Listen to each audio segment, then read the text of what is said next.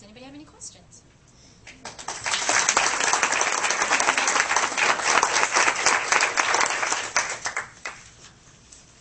Yes. When you interview employees, prospective employees, do you use mainly your gut to find the right fit for your organization? There's a little bit of that, but the interview process, one, we do 360-degree reviews and peer reviews. We let them interview staff. And it's always interesting to me when we don't supervise that. We'll say, if you're interviewing for an AE position, you'll talk to another AE. And oftentimes the AEs will come back to us and say, all they asked about was this, this, and this. I don't think they're going to fit in. When we do our offer letters, we do it in those 4 categories. And if someone comes back at me and says, well, I want $1,500 more, and I'll say, if the only thing you're caring about is how much you're going to make now and tomorrow, then you don't fit with us, because we're looking at your career holistically, not just, we don't want to be a stepping stone to your next job. So I think that there are questions that we ask. And we still make mistakes at times. I've had it happen in the past. Whenever, more so with senior people who come in, and there was a senior person who we had brought in at one point. She had a disagreement with one of the junior people. They came into my office. They told me the disagreement, and I sided with the junior person. And she said, "I'm the VP. I'm right." And I'm like, "Not in this case." And then she said, "Well, then I can't work here. If I'm not right because I'm of my title, then this is not my environment." And I said, "You're absolutely right. Peace be with you." But there are people, and I walked away from that with nary a second thought, and I think that that's part of it, is what you don't, when you've been doing human resources for a long time, and I think any entrepreneur, as a small business entrepreneur, I'm still in the human resource business, you learn the cost of managing these high-maintenance individuals is draining. And I would rather have less revenue and more peace of mind so I can focus on growing my business than dealing with all the agita that this person is bringing. And I think that's the really hard part, is when you look at it and you go, I get rid of this person, I'm likely to lose this business. But if you look at the other stuff, you can make the numbers work. And in the long term, getting rid of that person usually ends up freeing you up to grow your business. Yes? How big is your company, and can you hire any bankers? Give me an idea of what I need to do. We have 32 people. 32 people in our office. So we're still a small firm, but large for PR, but in this marketplace, but still a small firm. But a lot of these principles came from when I was owned by the global company. Weber Public Relations started this whole concept in percolating, and they were a huge company and did it. Sun Microsystems is a huge company. At Sun Microsystems, no one has an office. You have a card. You can walk into any desk, any computer, punch in your card, and your profile appears. Even the CEO, they didn't create that sense. They're trying to create an innovative environment. Now, they're all engineers and techie-type people, but they wanted to say to them, wherever you go, whichever office you're in, you're home, wherever you are. You don't need to have your stuff in this place. And they're a huge company, so it can work at all sizes. I will say it is easier when you start fresh, because you're building without but we had baggage because we've been morphing from what we were before. And like I said, there were some older employees. There's one employee who's still with us. She's been with us 14 years, and I'll never forget. When we first started doing this, she was like, I don't like all this flex time. I think people should be in the office from 8, when I'm in the office, I get there at 8:30 and there's nobody here. And then she had 2 kids. All of a sudden, I love this place. I think I'm going to work from home 2 days a week.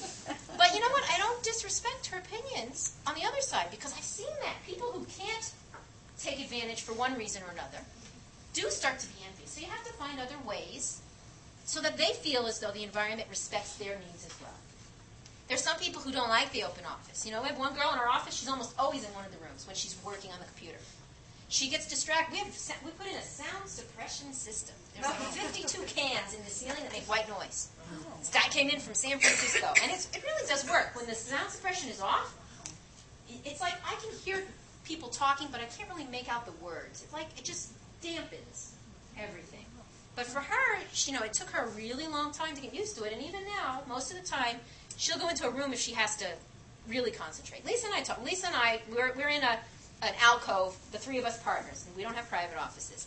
And she was in the office alone last Friday. She goes, I'm sorry, I love you guys, but I don't miss that you're not here today. So I can really concentrate.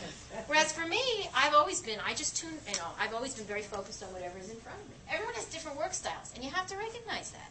But nobody in our office is going to get a private office. Everybody's going to have the same advantages. I've had people say, oh, I need this AC here, I need them here. And I go, look, they filled out the flex policy that says they want to work from home. You got to let them work from home. And now we all have times, I was going to work from home, but we had an event. I need you to come in. Absolutely, I'll be there. And people know I was going to go to the doctor. I'll cancel it. We had one girl who canceled her hair appointment so many times to get her hair colored, I paid for it. She was like half gray. I'm sorry, I'm going to pay for it because I made you cancel like 3 times.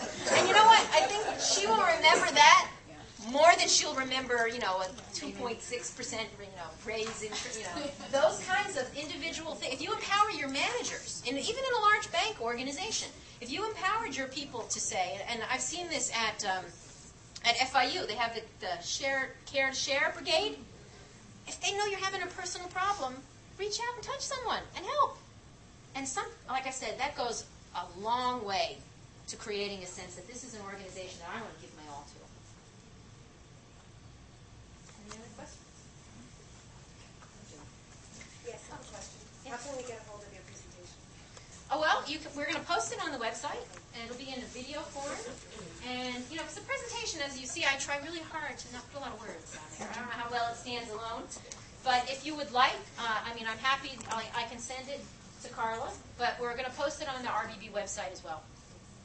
And if you have bosses who you think need to hear this presentation, I'm available.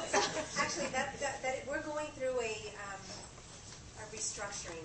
We're now at a point where our senior management understands that change needs to happen, and it's actually being pushed up through middle management, which is a great thing, and they're willing to listen.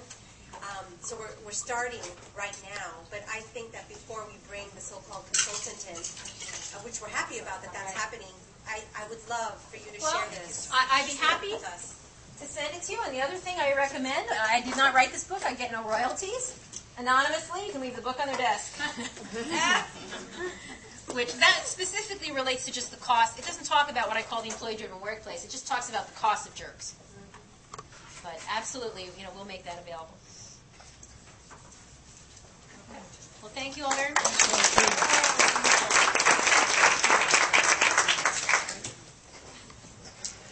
My cupcake. There you go.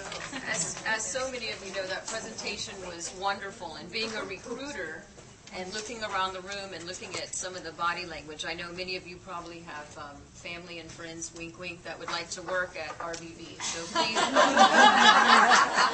please check out the website and look up the job postings and feel free to send your resumes. That was an excellent presentation. Christine is a jewel in our community, and that's what women's leadership is all about. So many of you in this room are involved in our community, and Christine, we're so happy to have you as part of in our women's leadership circle.